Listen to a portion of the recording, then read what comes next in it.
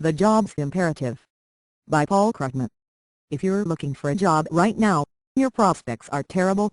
There are 6 times as many Americans seeking work as there are job openings, and the average duration of unemployment, the time the average job seeker has spent looking for work, is more than 6 months, the highest level since the 1930s. You might think, then, that doing something about the employment situation would be a top policy priority.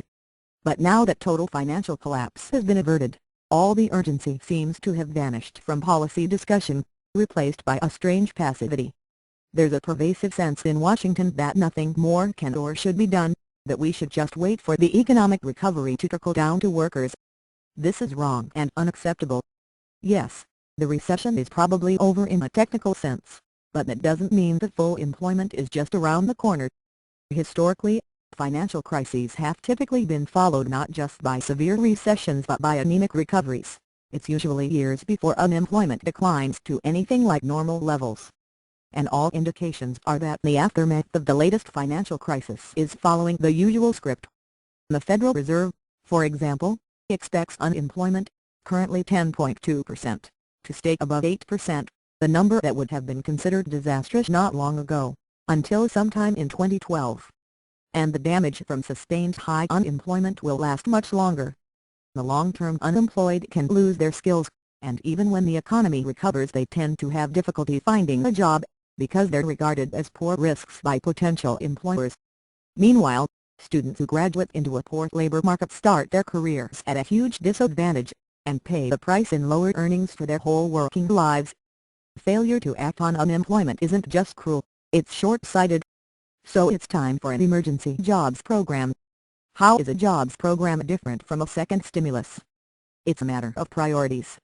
The 2009 Obama stimulus bill was focused on restoring economic growth. It was, in effect, based on the belief that if you build GDP, the jobs will come. That strategy might have worked if the stimulus had been big enough, but it wasn't. And as a matter of political reality, it's hard to see how the administration could pass a second stimulus big enough to make up for the original shortfall. So our best hope now is for a somewhat cheaper program that generates more jobs for the buck.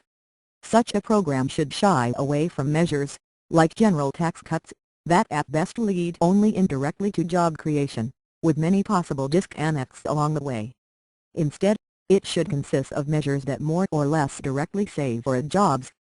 One such measure would be another round of aid to beleaguered state and local governments, which have seen their tax receipts plunge and which, unlike the federal government, can't borrow to cover the temporary shortfall. More aid would help avoid both a drastic worsening of public services, especially education, and the elimination of hundreds of thousands of jobs. Meanwhile, the federal government could provide jobs by providing jobs. It's time for at least a small-scale version of the New Deal's Works Progress Administration, one that would offer relatively low-paying but much better than nothing public service employment.